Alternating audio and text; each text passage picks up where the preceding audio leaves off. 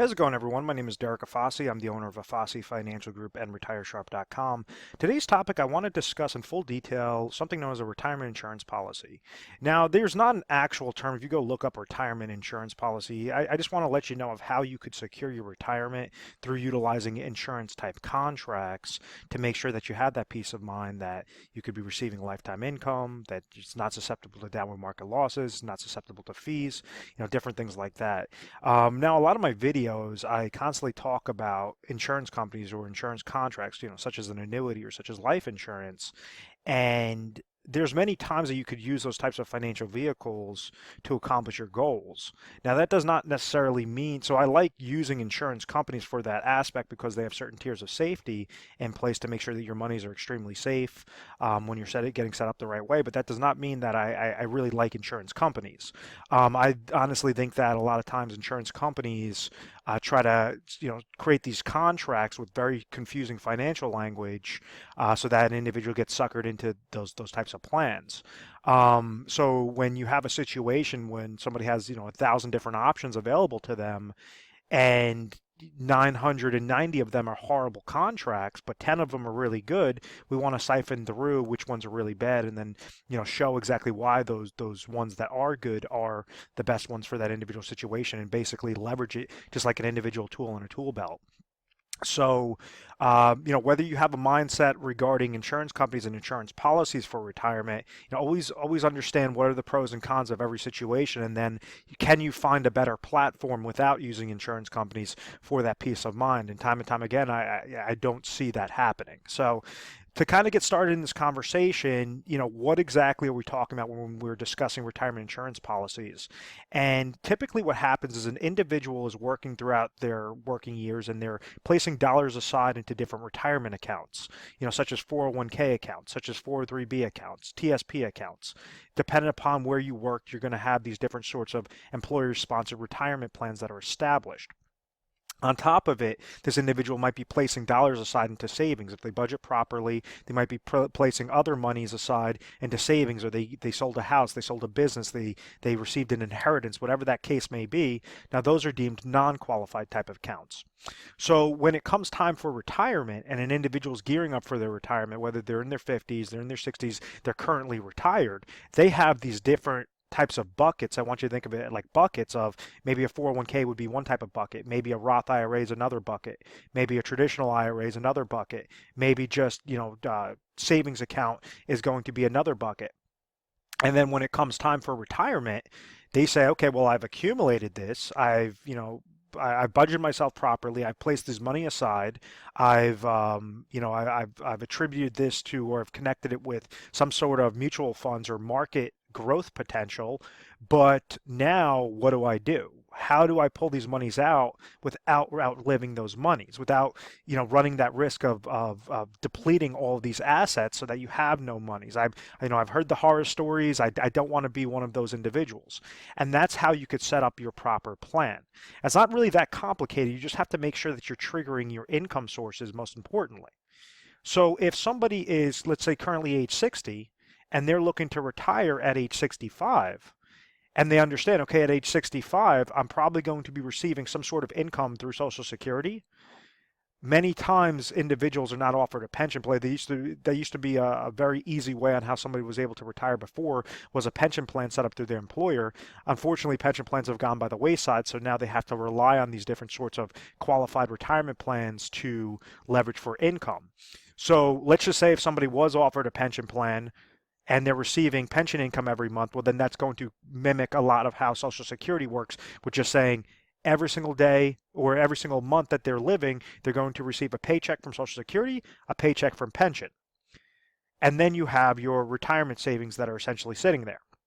So when somebody's going and they're setting up, and this is just a really quick pointer, when you're trying to figure out what your number is, make sure that you're budgeting yourself properly. You're figuring out exactly what my expenses are at age 60, and then what I can assume my expenses to be at age 65 if that's going to be my ideal retirement date. Am I going to have as many expenses at age 65?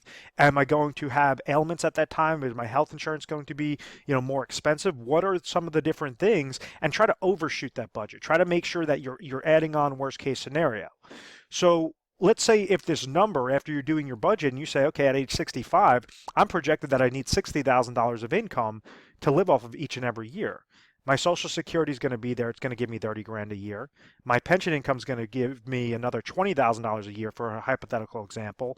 So therefore, between these $50,000, but my need is 60,000, I have a gap of what? $10,000. So somebody could go and say, well, I've accumulated my assets in a variable mindset in speculation. I'm just going to stay put and, hope that the market's going to be good to me. Hope that the market's not going to have a reset, not going to have a correction, not going to fall into a bear market, and hope that I'm not going to outlive all these retirement dollars. So when I'm discussing the retirement insurance policy, there's different ways on how you can leverage insurance companies and their specific income contracts, such as an annuity, that will provide you, in this example, $10,000 of what that gap is. So what you could do is, let's say if you have a 401k account, you're sitting about $300,000. You might have Roth IRA account sitting at another $50,000, IRA account sitting at another $50,000, and you have $100,000 in savings. So in total, this individual has what? $500,000 worth of retirement assets or retirement savings. If we understand this process, well, why would you go? And this is the mistake that's made, is many times advisors or even insurance agents for that matter, what they're going to try to do is go after this full amount. And they're going to say, $500,000, let's go and place that into a income producing product. And that should not be the case. What you want to do is use the smallest amount of dollars of this 500,000 and only as much as necessary to accomplish your goal of the $10,000. So maybe it comes out to 200 grand that you could leverage. You lock into your contract, you get grandfathered into the best terms right now, so that even if things change in the future, in the next 5 years, you're still grandfathered into that contractual guarantee, and you're utilizing that cash flow percentage, that guaranteed cash flow number. So in this example, you would say, okay, well, all it's going to take me is exactly at age 65. I understand I'm going to have Social Security income. Let me clear off the screen real quick. At age 65, you understand that you're going to be having, Social Security income of that 30,000, the pension income possibly of that 20,000, and then you have obviously that gap of $10,000. So when you're going through all the best contracts out there, what exactly would be the best one in this situation? Let's say we had a female that was age 60 that was looking to retire at age 65. What is the best one for your particular state for a female age 60 looking for a 5-year deferral? So you're going to have a whole slew of carriers that come out, over 1,200 different options available. And that's what we try to do, is we try to simplify that process for you and say, okay, go with, if we have company A, company B, company C, and out of this $200,000 of a deposit, company A would only give you $9,000, company B gives you $10,000, and company C gives you $8,000, well, obviously you're going to want to go with company B because that requires the smallest deposit with the best possible contract. You don't have to throw any more dollars into it. So now what do we have? Because your income sources are covered, it took exactly $200,000 out of your $500,000 retirement savings to accomplish your goal.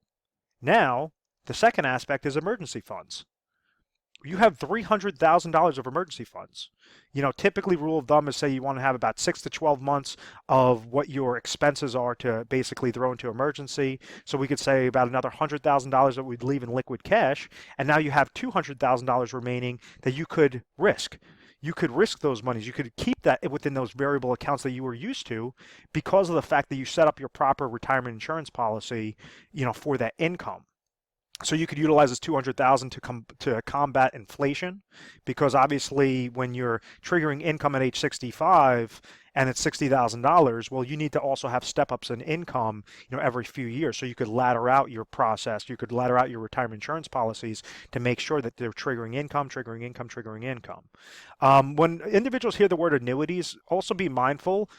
You had innovations of annuities. It's just like the iPod. Kind of think of the iPod that came out in early 2000s. It was a big bulky thing that was able to hold X amount of songs. Now you could have the iPod Nano. You have these different features of an iPod. Same exact thing with financial products. All because you had products that came out in the 80s, the 90s, the early 2000s does not mean that those are the same contracts that are set up today. There's innovations set up with financial vehicles, innovations to make you more efficient.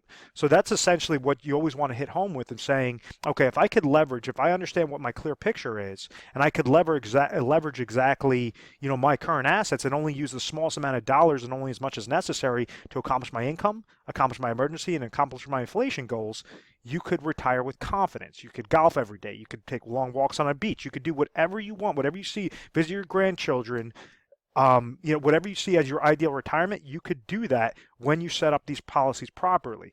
What the mistake that's made is individuals go and they say, oh, I'm just going to leave my money in a variable account and make it susceptible to downward market losses. The reason why that is usually not a good idea when you don't at least have your safety net covered is because, once again, you don't have your safety net there. If you have variable accounts, you're most likely going to have to be paying mutual fund related fees. If you don't want to monitor those accounts yourself, you're going to have to pay an advisor fee to actively manage that portfolio. So those are two negatives that are automatically coming off. If the market experiences a downward market loss, that's the third negative.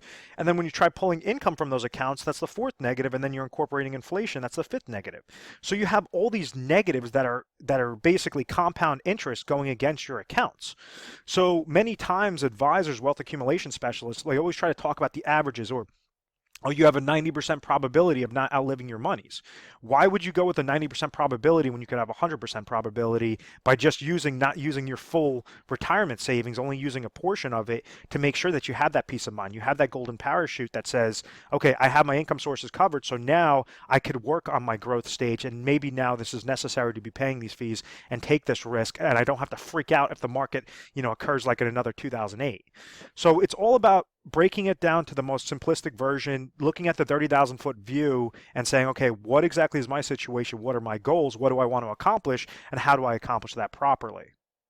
And that's exactly what we try to help you guys out with, is what you could expect when you give us a call. We have 24/7 customer service. So give us a call mornings, nights, weekends, holidays, whatever the case may be, 1-800-566-1002, and you'll speak with one of our admins. The admin's going to go ask you some questions, see exactly what you're calling in for, say, I want to retire, or I want to, set up a retirement plan, or whatever the case might be, and then they'll make sure to patch you over to a specialist specific to that area. That specialist is going to try to ask you questions regarding your situation and see, what you're currently doing will get you from point A to point B successfully. You could retire successfully. You don't have to change a thing, or there might be some gaps into your plan.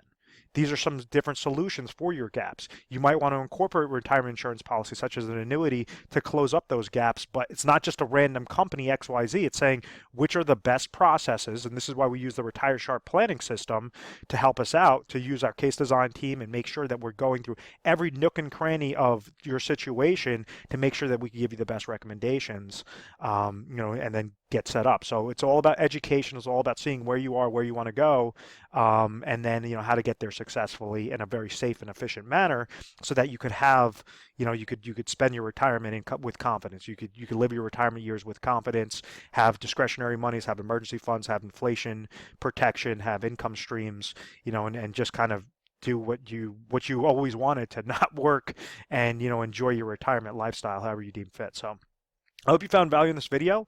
Please feel free to subscribe to our YouTube channel, Retire Sharp, so you have access to the most updated videos. Call our 800 number at any time. We're A+ rated on the Better Business Bureau. We've always had very good reviews. We've never had any complaints. It's because of our methodical process. I hope you guys found value, and look forward to speaking with you soon. Thanks so much.